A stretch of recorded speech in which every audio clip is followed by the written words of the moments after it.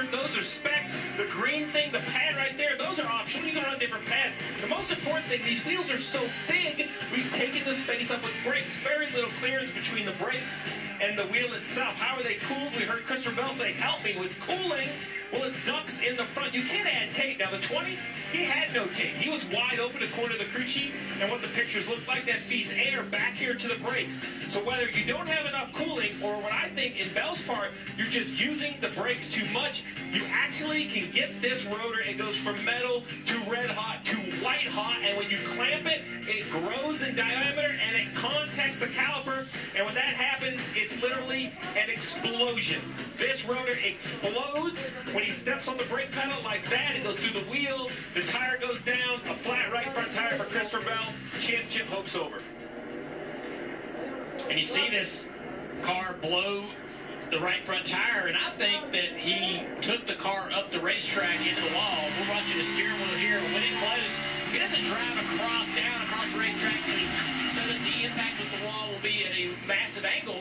He actually allows the car to get into the wall as soon as possible to lessen that contact and lessen the impact for the driver. A lot of things we're seeing these drivers do, but great description from Letard on how that rotor can explode and fly apart. It not only is detrimental to the car where the rotor exploded, but all the cars around him.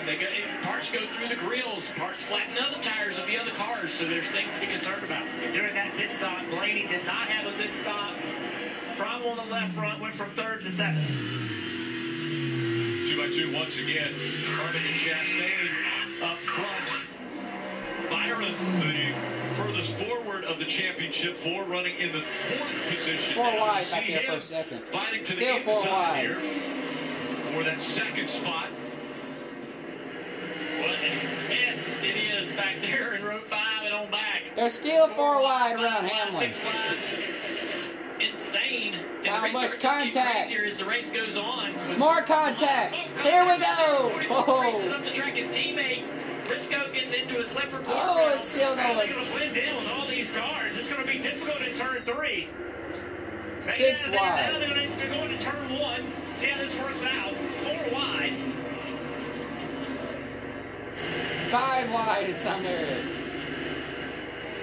Still 4 wide. Jockeying for positions. Still contact. 15th on back.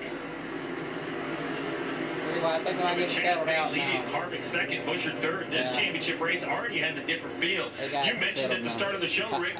First time I've ever exploded a rotor in my career, so yeah, I was surprised, but you know, early on in the race I had a little bit of, and the second run it just kept getting worse and worse.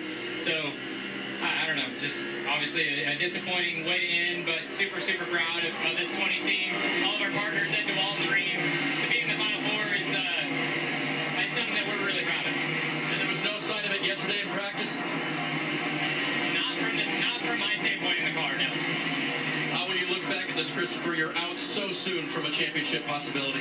Yeah, I mean, it stings to not have the shot at the end of it. Obviously, we were all four really close, and we all four showed strengths at different times. So I think it's going to be a great championship race, and whoever it is going to be well-deserving. Thank you. I'm impressed. I can't imagine what the interview has to be like to give.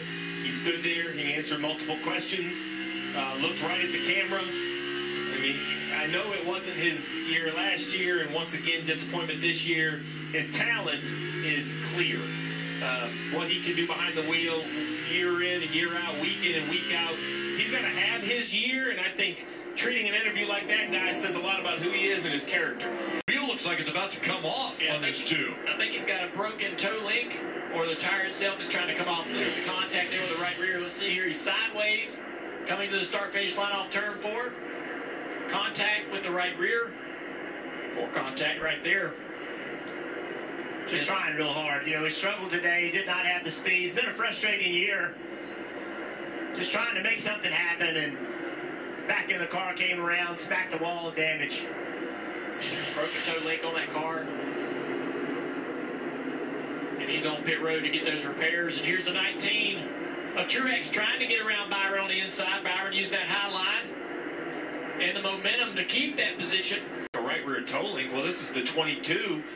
kind of straight up into the wall. That's the entry into into one, the flat end of the racetrack. Pretty hard contact. And if you're saying, how did Cindric break the toe link and the 22 didn't? Well, welcome to what the drivers and the teams wonder. It's just so, the angle of that right rear. If you hit it pretty flat, you got a chance. If you hit the front or the rear of the wheel, it kind of breaks that toe link. 22.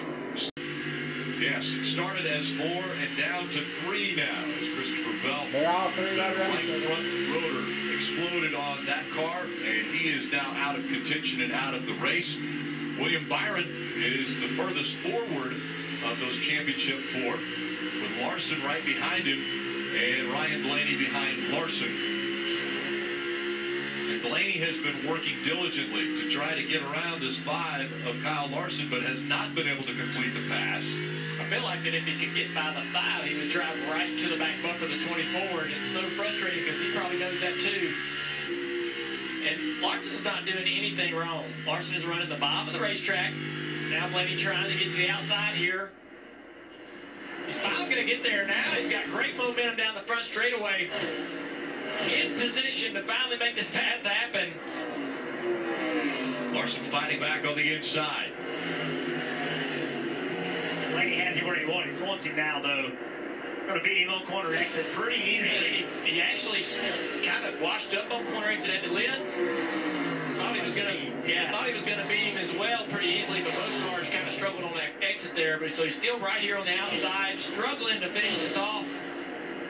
He's like, man, I just got to get one good corner, and he's had 2 bad ones, allowing this 5 to hang around. Tries it again.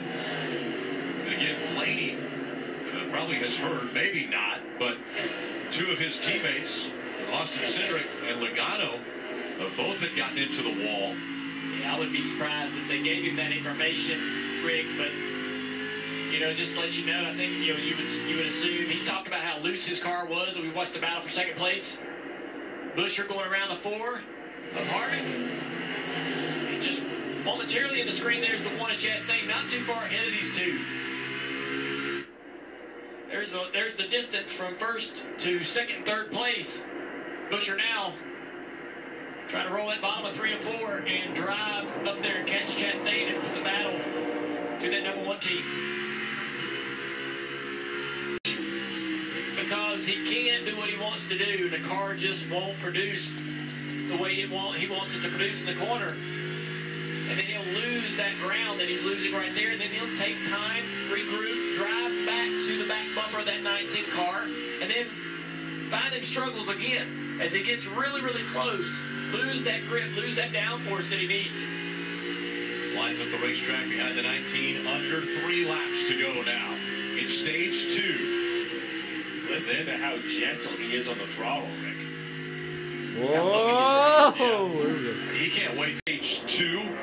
So Busher has been impressive. Out front for 14 laps at this stage. Once he was able to get by Ross Chastain, looking for his second stage win this season. Whole straightaway hit him. And as he comes out of 4, it's Chris Buescher that wins stage 2. And after the top 10 across the start-finish line, the caution will come out, and these cars will make their way now to pit road so that they can get maybe some final adjustments.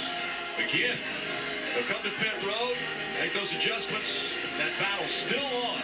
3 competitors still fighting for the title here.